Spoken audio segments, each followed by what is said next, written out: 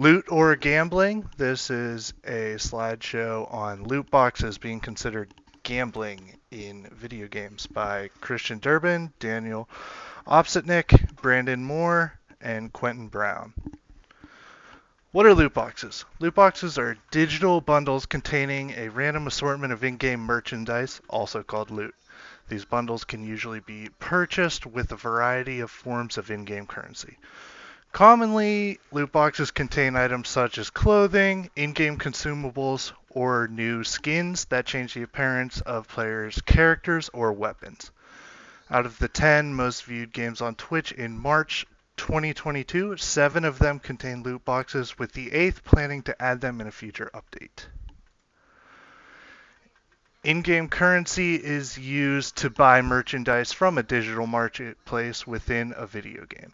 Most games contain at least two forms of in-game currency, one that is received by completing or participating in in-game tasks or events, another that is bought with actual currency. The cost of items usually varies greatly between these two forms of currency, with the in-game currency acquired one being astronomically more than the purchased coins.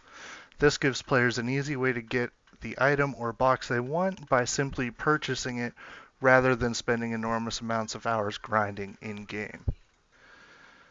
And here's an example of a few different kinds of in-game currency that you would commonly find. Similarities with gambling. Loot boxes are designed to cause the same dopamine and adrenaline rushes of their common casino counterparts, making use of flashing lights and hints at a possible grand prize that the player could earn with every box, though mostly containing common, less desirable items. According to BBC.com, 40% of children who play video games open loot boxes. Combining that with the fact that 5% of all gamers generate 50% of the revenue from loot boxes, this indicates that a strong correlation between these boxes and addiction. In most countries, loot boxes can be considered the easiest form of access to gambling for children. Action taken. In 2018, Belgium declared loot boxes illegal under their strict gambling laws. This promotes the removal of any loot box that can be purchased with real money to be removed from games sold within the country. This does not mean gamers would be not allowed to purchase in-game cosmetics, just not those that had implications of chance.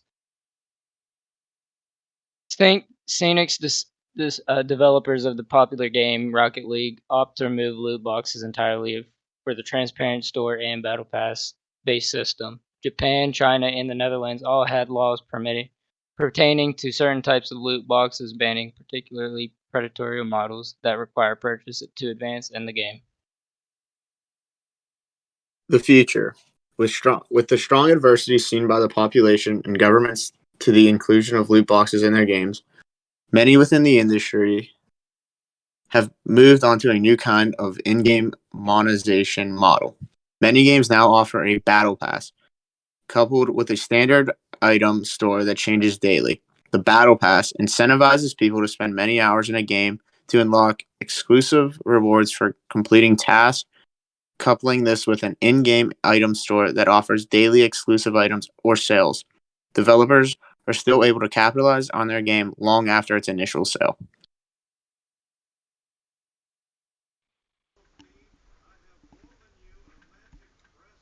And then the bottom shows what the basic battle pass is, and then if you were to buy the premium battle pass.